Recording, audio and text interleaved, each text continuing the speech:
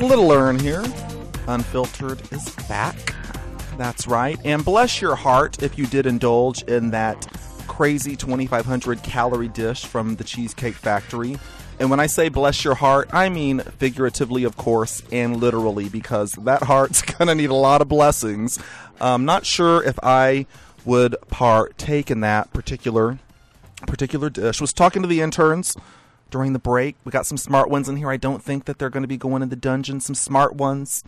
This Technical Institute stuff. Upstate, Albany.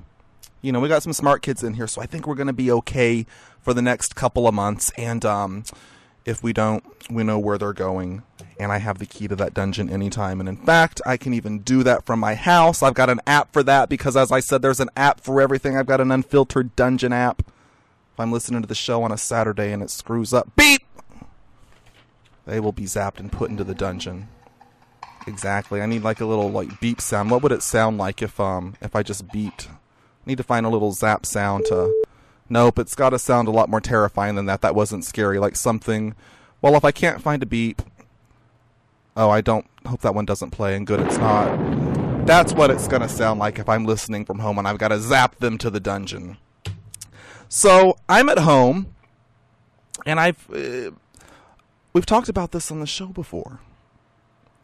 When we're talking about other issues, I've always considered myself to be a very, libertarian type of person. I feel like there's so many laws. I feel we're over-legislated to death. Everything's illegal. Everything's got to have a form.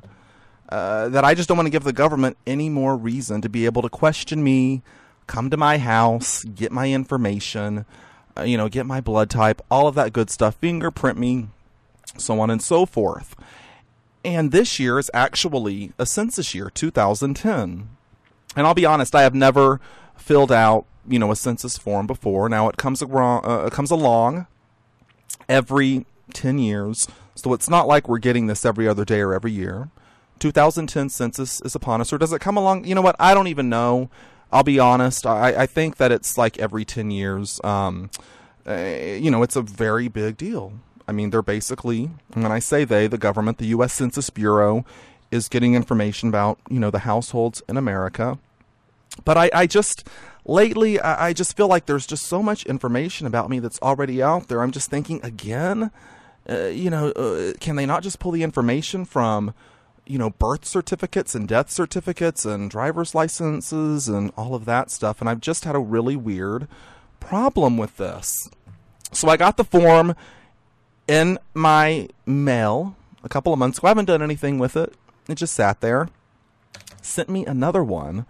And, and I just had this funny feeling about it. And I've been trying to figure out where it was coming from.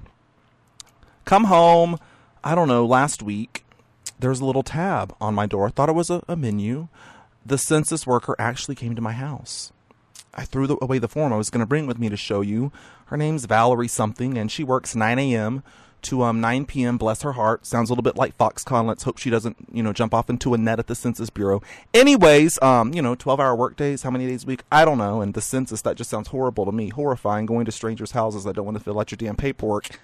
Anyways, so I have, she left me the form, or not the form. She came by my house a couple of times. And I'm assuming it's she. Her name's Valerie. Who the hell knows? And this is New York City. I'm going to call her she. Valerie, she came by the house, left the form, and I was going, why do I feel this way about this? So I actually opened up the form yesterday, and I didn't bring either the form or her notes where it was saying that where it was saying that she would come and visit me, because basically she said, I need to speak with you. I can stop back by. Here's my number. It's important, yada, yada, yada. All of that stuff. We all know what's important. Everything is. So I looked at it, and it would really take about 5 minutes to fill out.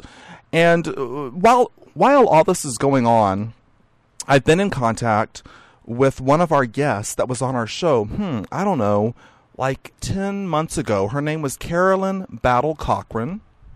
Now, I know you remember her. My producer's looking at me. She was the one who did a documentary called Biracial, Not Black. I think that's what it was called. Biracial, damn it.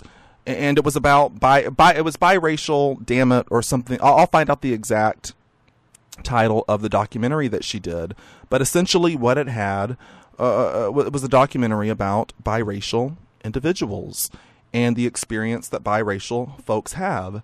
And she's actually, she came to New York. She came to our show. She was also on Tyra Banks. She was on CNN's Campbell Brown.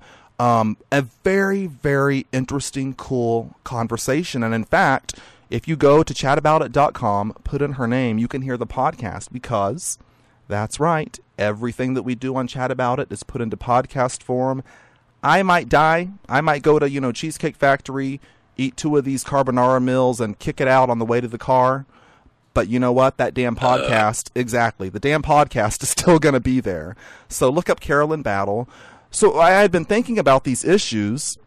And as I've said before, I, am a biracial individual. So it's a particular, it particularly is something that I'm interested in.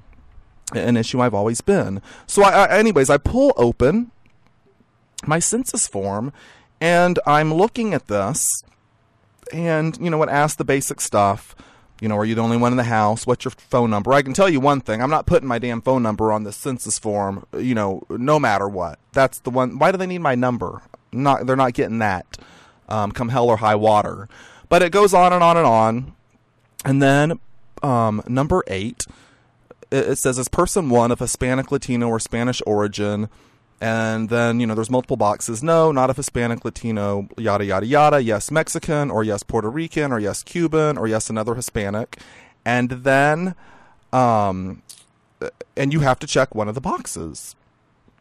Now, if you get to question 9, what is person 1's race? The person filling out the census form. And it says, mark X in 1 or more boxes. And so it says white. And then there's a box for black, African American, or Negro. We had a discussion about them including, that charged term Negro on this form. Option for American Indian or Alaska Native. Box for Asian Indian. Box for Chinese. Box for Filipino. Box for Japanese. Box for Korean, etc., etc., etc.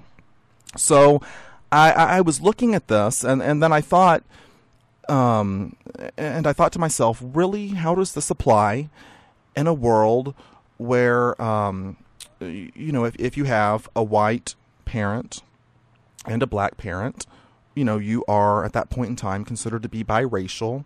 So, you would check, this is just me, check black or check black and white, or you can even put, they have a box here where you can check and put in some other race. I could be very defiant and check that and put in human race.